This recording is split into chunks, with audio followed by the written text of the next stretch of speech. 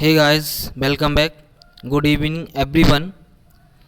तो आज हम करेंगे इंग्लिश के 10 क्वेश्चन जो आपको थोड़े से इम्पोर्टेंट होंगे सभी एग्ज़ाम के लिए, चाहे वो एयरफोर्स का हो, नेवी का हो, एसएससी का कोई भी एग्ज़ाम होगा तो उसके लिए आप थोड़ा सा हेल्पफुल मिलेगा। तो काफ़ी छोटा ही सेशन रखा है जिसमें 10 क्वेश्चन है, तो हम इन क्वेश्चन को डिस्कस करेंगे। तो फर्स्टली आप क्या कर दें, आपको अभी है ना, आप फर्स्टली इसको लाइक और शेयर सब्सक्राइब कर लें जिससे आपको नोटिफिकेशन मिलता रहेगा। और हम स्टार्ट करते हैं इस सेशन को। तो now discuss is first question. First question देखिएगा। फर्स्ट क्वेश्चन का आंसर करिए आप लोग। क्या आंसर हो सकता है फर्स्ट क्वेश्चन का, वह मुझे बता दो। क्वेश्चन लिखा है neither of them are good. देखो ए पार्ट में क्या दिया गया आपको, ए पार्ट देख लीजिएगा पहले। ए पार्ट जो दिया गया है आपको, नीदर ऑफ देम आर, ये बी पार्ट हो गया, सी पार्ट गुड और डी पार्ट है नो एरर। जिसको लग रहा है ये नो एरर, उसके लिए जो आंसर होगा वो आपका डी पार्ट में होगा। तो आप जल्दी से आंसर कर दीजिएगा। देखो बात हम लोग करें नीदर की यहाँ पर, तो मैं सारी डिटेल जितनी भी इससे रिलेटेड जो बात होगी मैं आपको बता दूंगा अभी सारी की सारी। तो नीदर ऑफ देम लिखा है, ये आपका ए पार्ट और ये आर बी पार्ट, और ये सी गुड में लिखा है, जो गुड लिखा है वो सी पार्ट, और ये आपका नो एरर है। तो इसमें देखिए क्या एरर है, ध्यान से समझो।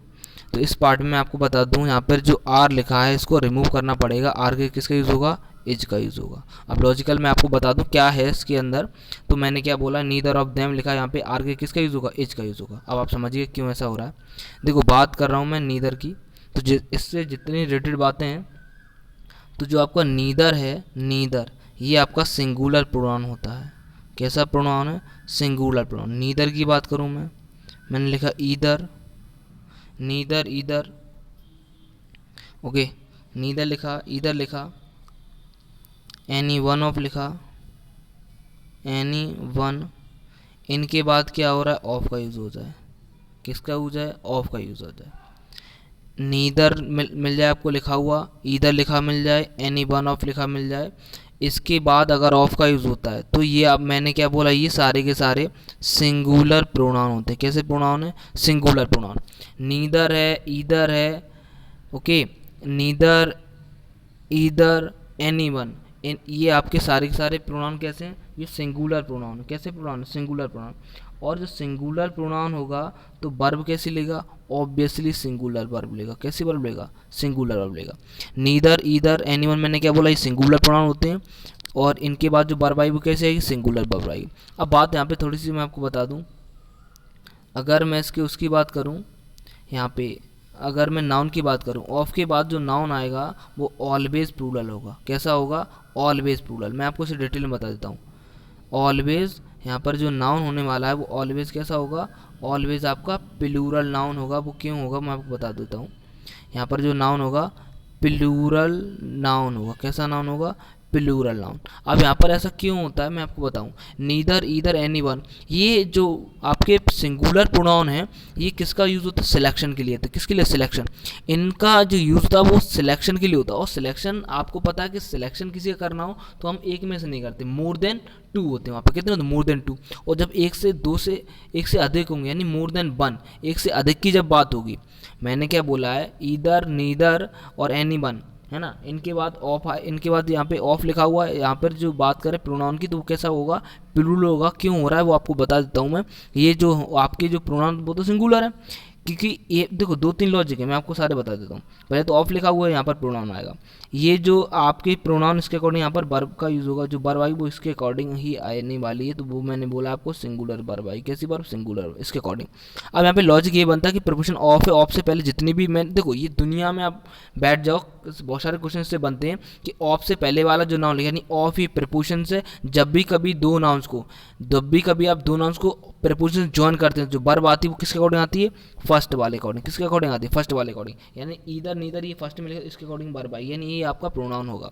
आई होप आपको समझ आ रहा है। मैंने क्या बोला है, ईदर है, नीदर है, एनी वन है, ये लिखा हुआ, इसके बाद प्रीपोजिशन ऑफ का यूज हुआ है। और इसके बाद जो आपकी नाउन आएगी वो हमेशा कैसे आएगी, प्लूरल नाउन आएगी। कैसी नाउन आएगी? प्लूरल नाउन आएगी। और इन वर्ड के बाद जो वर्ब आएगी वो आप सिंगुलर आएगी। क्यों? क्योंकि ये सारे के सारे जो आपके प्रोनाउन हैं ये सारे के सारे सिंगुलर हैं, verb also singular. I hope आपको समझ आ रहा है। मैंने क्या बोला फिर से मैं आपको बता दूं, ईदर, नीदर, एनी वन, ये सारे के सारे सिंगुलर प्रोनाउन। कैसे प्रोनाउन? सिंगुलर प्रोनाउन है। कैसे? सिंगुलर प्रोनाउन है। इनके बाद ऑफ प्रपोजिशन का यूज़ हो गया। यहाँ पर जो आप प्रोनाउन का यूज़ करोगे वो ऑलवेज प्लूरल प्रोनाउन का यूज़ करोगे। और इसके बाद जो वर्ब आएगी ऑलवेज कैसे आएगी? सिंगुलर। कैसी वर्ब आएगी? सिंगुलर। बात समझ आ रही ना? तो सिंगुलर आएगी। ओके, तो नीदर का चलो मैं इतना ही बता देता हूँ, इतने में आपको सफिशिएंट आई थिंक समझ आ रहा होगा ना, इतने से आपको समझ में आ जाएगा। तो मैंने यहाँ पे क्या किया था, इज आर की जगह किसका यूज़ कर लिया हमने? इज का यूज़ किया। इसका यूज़ क्यों किया? क्योंकि जो नीदर है वो सिंगुलर आपका कैसा प्रोनाउन? Singular pronoun. और सिंगुलर प्रोनाउन कैसी वर्ब लेगा? सिंगुलर वर्ब लेगा। कैसी वर्ब लेगा? सिंगुलर वर्ब लेगा। बात समझ आ रही है ना? तो नीदर मैंने बोला था, यहाँ पे नीदर लिखा, ईदर लिखा, एनीवन लिखा, तो इनके पास सिंगुलर है। यहाँ पर देखो प्रोनाउन जो आई हो देम, ये प्लूरल है। हमें लग रहा है ये हमारा नाउन है, ये हमारा सब्जेक्ट, तो सब्जेक्ट हमारा कहाँ है? सब्जेक्ट हमारा ये रखा हुआ है। तो ये देम है ये ऑब्जेक्टिव केस है, और जो कि प्लूरल है इससे हमें कोई लेना देना नहीं है। हमें वर्ब किसके अकॉर्डिंग लगानी है? नीदर के अकॉर्डिंग। और नीदर के अकॉर्डिंग मैंने क्या बोला? नीदर सिंगुलर प्रोनाउन होती है, इस साथ इज का यूज़ करो। किसका यूज़ करिएगा? इज का यूज़ करिए। आई होप आपको समझ आ गया। तो मैंने क्या बोला है, दो नाउन को ज्वाइन कर रहे हो तो ये ज्वाइन आपका जो प्रोनाउन है वो आपका सिंगुलर, तो verb also singular. I hope आपको समझ आ रहा है, तो मुझे बता दिएगा आपको समझ आ गया। क्लियर है ना सभी को? आई होप समझ में आ गया। तो हम लोग आगे बढ़ते हैं। क्वेश्चन नंबर सेकंड देखो।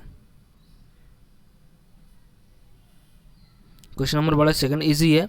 Every morning sun rises in the east. A part में सन तक है, बी पार्ट में राइज और सी इन द ईस्ट और नो एरर डी पार्ट। अब यहाँ पे देखो एवरी मॉर्निंग की बात हुई है। बात किस पार्ट में? आप जल्दी से आंसर कर दीजिएगा फिर मैं बताता हूँ।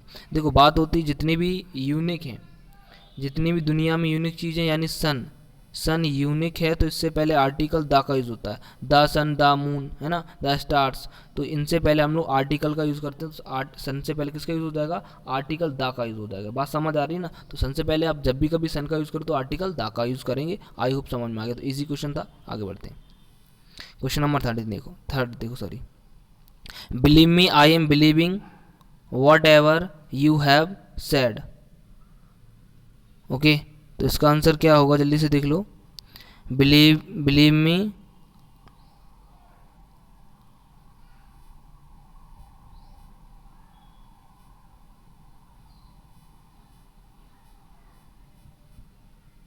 ओके, इसका आंसर जल्दी से देख लीजिएगा।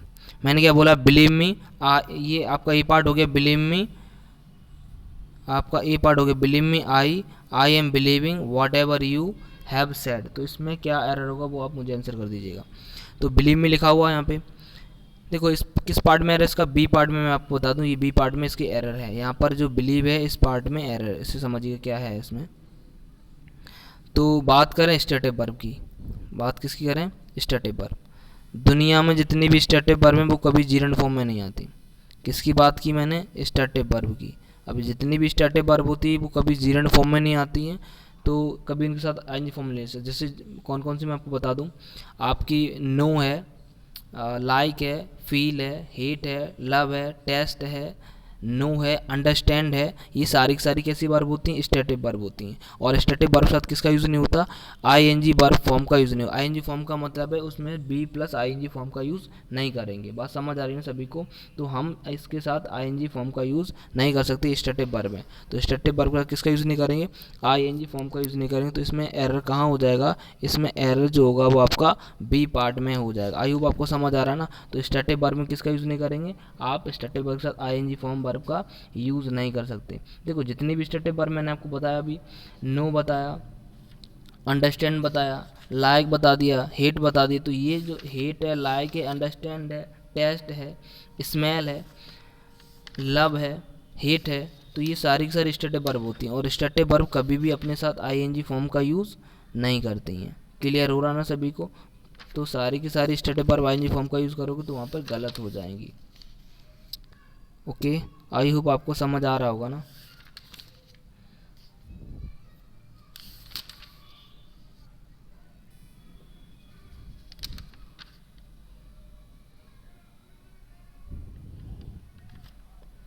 ठीक है। तो हम जब स्टेटिक वर्ब का यूज़ नहीं करते तो ये सिंपल एस्पेक्ट ऑफ टेंस का प्रयोग सही होगा। तो यहाँ पर आई एम बिलीविंग लिखा है तो यहाँ पे आप क्या कर दोगे, यानी सिंपल टेंस में यूज़ करोगे, यानी एक टेंस बैक में प्रेजेंट इंडेफिनिट में यूज़ करोगे तो आप प्रेजेंट क्या हो जाएगा, इंडेफिनिट। तो इसका यहाँ पे आई एम बिलीविंग की जगह बिलीव हो जाएगा, बिलीव। देखो इसका मीनिंग हिंदी नहीं बदलता, जैसे मैंने बोला मैं आप पे विश्वास कर रहा हूँ तो आई एम बिलीविंग नहीं बोलूँगा, I am believing you, I believe you, मैं विश्वास करता हूँ। मैं तुम्हें जान रहा हूँ, आई एम नोइंग यू गलत हो जाएगा, आई नो यू। समझ पा रहे हो, मैं समझ रहा हूँ, हम लोग बोलते हैं मैं समझ रहा हूँ, आई एम अंडरस्टैंडिंग। तो यहाँ पर आपने आई एम अंडरस्टैंडिंग बोला, ये गलत है, कॉन्सेप्ट है इसका। देखो हिंदी मीनिंग जो है वो वही रहेगा, बट ये ऐसी वर्ब है स्टेटिक वर्ब, इसके साथ आईएनजी फॉर्म का यूज़ आप नहीं करिएगा। यूज़ करोगे तो सेंटेंस आपका रॉन्ग हो जाएगा। क्लियर है ना सभी को? तो बहुत सारे स्टेटिक वर्ब आप पढ़ लीजिएगा, तो स्टेटिक वर्ब से आईएनजी फॉर्म का यूज़ नहीं होता है।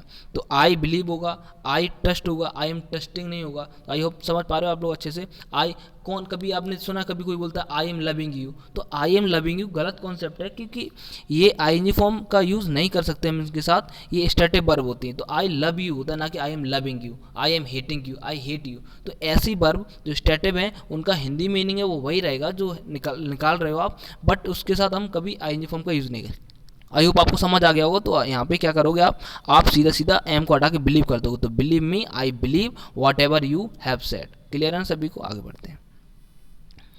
4 नंबर देखो, poet describe about the spring season और no error. The poet describe about the spring season और नो एरर। तो यहाँ पे किस पार्ट में एरर, जल्दी से देखिएगा। देखो बात कर रहे हैं हम लोग डिस्क्राइब की। डिस्क्राइब किसकी बात की मैंने? डिस्क्राइब। डिस्क्राइब एक ऐसी वर्ब के साथ किसका यूज़ नहीं होता, अबाउट का यूज़ नहीं होता। डिस्क्राइब के बाद अबाउट का यूज़ गलत है, डिस्क्राइब के बाद अबाउट नहीं आएगा। मैं और बार बता दूँ, देखो डिस्क्राइब है, डिस्कस है, काफ़ी बार पूछी जाती हैं। डिस्क्राइब हो गया, डिस्कस हो गया, एक्सप्लेन हो गया। क्या लिख दिया मैंने? डिस्कस है, डिस्क्राइब है, एक्सप्लेन। इनके बाद कभी भी अबाउट का यूज़ नहीं होता। डिस्कस, डिस्क्राइब, एक्सप्लेन के बाद कभी भी अबाउट नहीं आता। बात समझ आ रही ना? तो डिस्कस है, डिस्क्राइब है, एक्सप्लेन के बाद अबाउट का यूज़ नहीं होता। इनके बाद आप अबाउट का यूज़ करोगे तो सेंटेंस आपका रॉन्ग हो जाएगा। आई होप आपको समझ आ गया ना, यहाँ पे अबाउट का जो यूज़ है वो गलत है। क्लियर है सभी को? आगे बढ़ते हैं। नंबर 5 ये पूछा जा चुका है नेवी के एग्ज़ाम में। तो the news was good to be true. तो यहाँ पर किसका यूज़ होगा? वेरी, टू, सो और एज। जल्दी से आंसर कर दीजिएगा आप किसका यूज़ होगा। तो ध्यान से समझिएगा और आंसर करो जिसका किस वर्ड का यूज़ होगा, वेरी का या टू का या सो का या एज का। जल्दी से देख लो। तो यहाँ मैं आपको बता दूँ, जब कई बार पूछा जाता है, जब भी कभी ऐसा पेयर आता है, मैं बताऊँ, जब भी कभी पेयर ऐसा आता है, टू जो होता है ये बड़ा टू, इसका मतलब भी होता है। अभी देखो ये इसका पेयर में टू आता है, यानी बड़े टू के पेयर में छोटा टू। अगर कई बार दे देता कि बड़ा टू दे दिया, कई बार ऐसे दे दिया इसने, टू लिख दिया और आगे सेंटेंस इसने लिखा, आगे लिख दिया फिल इन द ब्लैंक्स। अब यहाँ पे ऑप्शन दे रहा है आपको वेरी, सो, टू या फॉर। तो यहाँ पे किसका यूज़ होगा? तो बड़े टू के पेयर में याद रखना हमेशा छोटा टू आएगा। बड़े टू के पेयर में छोटा टू और छोटे टू के पेयर में बड़ा टू। अगर यहाँ पे टू दे रखा है, फिर से समझ लो अच्छे से, टू दे रखा है तो यहाँ पे फिल करने को पूछ रहा है, तो यहाँ पर बड़ा टू आएगा। क्लियर है? बड़ा टू। ओके। और अगर इस तरीके से दे रखा है, आपको मैंने बताया कि ऐसे दे रखा है, टू दे रखा है, तो आपको यहाँ पे भरने के लिए मैं पूछ रहा हूँ, तो यहाँ पे क्या भरा जाएगा? तो मैंने ऑप्शन आपको दे दिया वेरी, फॉर, एज। तो यहाँ पर आपको समझना, बड़ा टू आया तो उसके पेयर में जो आएगा वो छोटा टू का यूज़ करेंगे, तब ये सही होगा। कई बार पेपर में पूछा था, कई बार। तो इसका जो मीनिंग होता है वो नेगेटिव सेंस होता है। वो कह रहा है द न्यूज़ बाज कितनी है, मतलब too good to be true, इतनी ज़्यादा अच्छी कि उस पर विश्वास नहीं करता। तो ये नेगेटिव सेंस देता है, तो वहाँ पे किसका यूज़ होगा? टू का यूज़ हो जाएगा। बात समझ आ रही है? तो बड़े टू के पेयर में छोटा टू आता है, छोटे टू के पेयर में बड़ा टू। इसका इस तरीके से कॉन्सेप्ट को याद रखना, बड़ा इजी सा क्वेश्चन है, आसानी से हो जाता है। क्लियर है ना सभी को? तो यहाँ पर देखो टू लिखा था, इस वजह से हमने यहाँ पे किसका यूज़ कर लिया? टू का। इसका जो सेंटेंस का मीनिंग है वो टोटल नेगेटिव है। आई होप आपको समझ आ रहा है। तो हम लोग आगे बढ़ते हैं। क्वेश्चन नंबर 6 देखिएगा, fill in the blanks you hear the president's speech. देखो यहाँ से अब बड़ा आसानी से, कितना आसान क्वेश्चन है, बड़े आसानी से आप इसका आंसर कर दोगे। देखो ध्यान दो अच्छे से। तो ये जो हियर लिखा, हियर कौन सी फॉर्म है? तो आपको बता दूँ B1 है। कौन सी फॉर्म है? B1, यानी वर्ब की ये फर्स्ट फॉर्म है। क्लियर हो रहा ना? ये आपकी कौन सी फॉर्म है? वर्ब की B1 है, यानी आपकी फर्स्ट फॉर्म है। और आप सभी को पता होगा, यू नो एवरीवन, कि हैव, हैज़, हैड, ये जो तीनों की तीनों जो आपकी वर्ब हैं, इनके साथ आपको पता है कौन सी वर्ब आती? B3। कौन सी वर्ब आती है, B3। तो हैज़ हैव कभी भी आप यूज़ करोगे तो साथ किसके फॉर्म का यूज़ करोगे आप, B3 का यूज़ करोगे, यानी B3 वर्ब की थर्ड फॉर्म। क्लियर होना सभी, कितनी आसानी से आपने आंसर कर लिया, इन साथ B3 आ गया, जबकि आपको वर्ब कौन सी दी है, B1। तो एक ही आंसर बचता है जो कि आपका क्या होगा, डिड।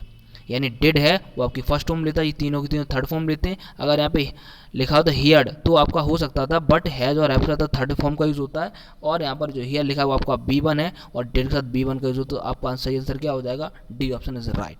आई होप आपको समझ आ गया ना सभी को। आगे बढ़ते हैं, क्वेश्चन नंबर 7 देखो, मैग्निफिसेंट का पूछा है सिनोनिम्स। देखो मैग्निफिसेंट का मतलब मीनिंग क्या होता है, मैग्निफिसेंट का पूछा है, पहला ऑप्शन है magnanimous, option B modest, option C generous, option D splendid.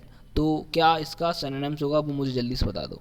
Magnificent, okay, तो मैग्निफिसेंट की बात करें तो मैग्निफिसेंट का मीनिंग क्या होगा, मैग्निफिसेंट का मतलब होता है शानदार। क्या मीनिंग होता है, शानदार। मैग्निफिसेंट का मीनिंग क्या होगा, शानदार। मैग्निफिसेंट का मीनिंग क्या होगा, शानदार। मैग्निफिसेंट का मीनिंग हो जाएगा शानदार। अब यहाँ पे ऑप्शन पे चलते हैं। पहला ऑप्शन लिखा है मैग्नेनिमस, पहला ऑप्शन क्या है, मैग्नेनिमस। देखो मैग्नेनिमस का मतलब उदार होता है, उदार है, उदास है, उसे बोलते हैं हम लोग मैग्नेनिमस। मैग्नेनिमस का मतलब उदार होता है। मोडेस्ट का मीनिंग जानते हो, विनम्र होता है। मोडेस्ट का मतलब क्या होता है, विनम्र। मोडेस्ट का मतलब क्या होता है कि विनम्र। और जेनरस जानते हो, दयालु। क्या होता है, दयालु। जेनरस का मीनिंग होगा दयालु। क्लियर हो रहा ना। तो मैग्निफिसेंट का मतलब होता है शानदार। पहला ऑप्शन लिखा मैग्नेनिमस, उदार होता है। ऑप्शन बी मोडेस्ट का मतलब विनम्र और जेनरस का मतलब दयालु। तो ऑप्शन ए की आपको लास्ट बचता है क्या, स्प्लेंडेड। इसका आंसर क्या हो जाएगा, स्प्लेंडेड हो जाएगा। मैग्निफिसेंट का मीनिंग होता है शानदार, तो इसका हो जाएगा स्प्लेंडेड, सिनोनिम्स का हो जाएगा। क्लियर है सभी को, समझ में आ गया। आगे बढ़ते हैं, कमेंस। कमेंस का पूछा गया अपोजिट। कमेंस का क्या पूछा गया, अपोजिट। तो स्टार्ट है, शेड्यूल है, कंक्लूड है, डिसॉल्व है। तो इसका आंसर क्या होगा, जल्दी से मुझे बता दो आंसर क्या हो जाएगा भाई। ओके, तो हम लोग डिस्कस करते हैं कमेंस का मीनिंग क्या होगा और डिसॉल्व बात करें। देखो डिसॉल्व का मीनिंग होता है विलय करना। डिसॉल्व का मीनिंग क्या होगा, किसी को मिला लेना, विलय करना। क्या हो जाएगा, विलय करना। इसका मीनिंग हो जाएगा डिसॉल्व का मीनिंग विलय करना। और स्टार्ट करना, किसी काम को शुरुआत करना। तो ध्यान दो, कमेंस का मीनिंग होता है शुरुआत करना। कमेंस का मीनिंग क्या होता है, शुरुआत करना। कमेंस का मीनिंग क्या होगा, शुरुआत करना। कमेंस का मीनिंग क्या होगा, शुरुआत करना। तो किसी काम की शुरुआत की जा रही है उसके लिए हम लोग कमेंस। देखो अगर सिनोनिम्स की बात करते तो क्या हो जाएगा, स्टार्ट हो जाता। सिनोनिम्स की बात करते तो क्या हो जाता, स्टार्ट हो जाता। तो यहाँ पर पूछा गया अपोजिट, तो इसका अपोजिट हो जाएगा कंक्लूड। कंक्लूड का मतलब होता है किसी चीज़ का क्या करना। कंक्लूड का मीनिंग हो जाएगा सारांश निकालना किसी का। तो इसका अपोजिट जो मीनिंग है वो क्या हो जाएगा, कंक्लूड। मतलब कंक्लूड को सारांश निकालना, समाप्त करना। तो इसका अपोजिट वर्ड क्या हो जाएगा, कंक्लूड हो जाएगा, जिसका मतलब समाप्त करना। तो इसका ये अपोजिट हो जाएगा। आई होप आपको समझ आ गया होगा, कंक्लूड का अपोजिट हो जाएगा। आगे बढ़ते हैं, अगला वर्ड देखो 9 है, second last, to add fuel to the fire. Add to the fuel to the fire idiom से, जिसका ऑप्शन पहले लिखा है to make matters bright, matter को अच्छा कर देना।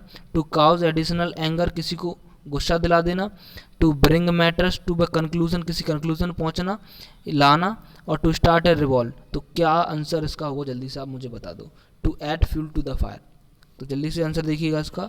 Add to the fuel to fire का मतलब होता है हिंदी मीनिंग आग में घी डालना। अब आप क्या कर, आग में घी डाल रहे हो तो मतलब क्या कर रहे हो, गुस्से को और भड़का रहे हो। क्या कर रहे हो, गुस्से को भड़का रहे हो, मतलब और गुस्सा है उसमें, आग में घी डालने काम कर रहे हो। तो आग में घी डालने का मतलब उसे और उत्तेजित कर देना। तो इसका ऑप्शन जो होगा वो आपका बी करेक्ट हो जाएगा, टू काउज एडिशनल एंगर। मतलब किसी को और ज़्यादा गुस्सा दिलाना। कहते हैं आग में घी डाल दिया, तो आग में घी डालोगे तो आग क्या हो जाएगी, और भड़क जाएगी। वही चीज़ है, गुस्सा तो पहले से थोड़ा और बोल दिया तो क्या कर दिया, और ज़्यादा गुस्सा कर दिया। आई होप आपको समझ आ रहा है ना। To add fuel to the fire का मतलब हो जाएगा टू काउज एडिशनल एंगर, किसी को गुस्सा दिला देना। इसका हिंदी मीनिंग क्या हो जाएगा, आग में घी डालना। आगे बढ़ते हैं, क्वेश्चन नंबर लास्ट देखिएगा, वन वर्ड से है क्वेश्चन। नाम लास्ट वन वर्ड है, a person who believes in the total evolution of war. जो हमेशा युद्ध में रहता है, हमेशा लड़ाई में रहने वाला, उस पर्सन को क्या बोलते हैं। यहाँ पर देखो बिलीकोज लिखा है, बिलीकोज, BELLICOS लिखा है, बिलीकोज। क्या लिखा है, बिलीकोज। ओके, बिलीकोज लिखा हुआ है। ऑप्शन बी पे चलो, तो ऑप्शन बी में लिखा है पैसिफिस्ट, सी फ्लॉटिस्ट और डी फैटलिस्ट। तो क्या आंसर इसका होगा, जल्दी से देख लो आप, आंसर कर दो। तो बड़ा इजी है, तो इसका जो ऐसा पर्सन जो हमेशा लड़ाई में रहता है उसे बोलते हैं हम लोग बेलिकोज। क्या बोलते हैं? बेलिकोज। यानी आंसर आपका ए वाला सही हो जाएगा, बेलिकोज। देखो बेलिकोज का मतलब होता है लड़ाकू, जो हमेशा लड़ाई में रहता है, हमेशा लड़ाई में रहता है, लड़ाई करता रहता है, उसे हम लोग बोलते हैं बेलिकोज। तो जो हमेशा लड़ाई में रहता है उसे क्या बोलेंगे? बेलिकोज। बात करते हैं यहाँ, तो इसका जो आंसर होगा वो आपका ए हो जाएगा। बात करते हैं बी ऑप्शन की, पैसिफिस्ट। पैसिफिस्ट कौन होते हैं? शांति दूत, जो युद्ध नहीं चाहते, जो लड़ाई नहीं चाहते, बिल्कुल शांत रहते, बस होते हैं शांति ही हो देश भर में, उसे बोलते हैं पैसिफिस्ट। क्या बोलते हैं? पैसिफिस्ट। पैसिफिस्ट कौन पर्सन होता है? A person who can not believe in war, जो कभी लड़ाई में विश्वास नहीं करता, जो चाहता है कि शांति हो पूरे देश भर में, उसे बोलते हैं पैसिफिस्ट, यानी शांतिवादी। क्या बोलते हैं? शांतवाद। क्लियर हो रहा है ना? अगला वर्ड देखो, फ्लॉटिस्ट। फ्लॉटिस्ट कौन होता है? फ्लॉटिस्ट होता है बांसुरी बाज, जो बांसुरी बजाते हैं उन्हें हम लोग क्या बोलेंगे? फ्लॉटिस्ट बोलेंगे। क्या बोलेंगे? फ्लॉटिस्ट। जो बांसुरी बजाने काम करते हैं, बांसुरी बाज, उसे बोलते हैं फ्लॉटिस्ट। ऑप्शन डी देखो, डी क्या लिखा है? फैटलिस्ट। फैटलिस्ट होता है जो डिपेंड होते हैं भाग्य पर, जो बिलीव करते हैं, अ person who believe in fat, जो भाग्य पर विश्वास करते हैं। भाग्य पर विश्वास कैसे? भाग्य में होगा तो मुझे मिल जाएगा, तो भाग्य पर ट्रस्ट करते हैं, भाग्य में जॉब होगी तो मिल जाएगी, भाग्य में क्या होगा वो मुझे मिल जाएगा, तो भाग्य पर विश्वास करते हैं, उन्हें बोलते हैं फैटलिस्ट। आई होप ये आपको 10 क्वेश्चन जो आपने कराए, आई होप आपको समझ आए होंगे, अच्छे भी लगे होंगे। तो आप इसे लाइक और शेयर कर दें बिल्कुल अच्छे से, और ना सब्सक्राइब भी कर लें। तो आई होप हम लोग इतना ही रखेंगे, आपको क्वेश्चन समझ में आए होंगे। Okay, till then take care, keep smiling, all the very best, thank you.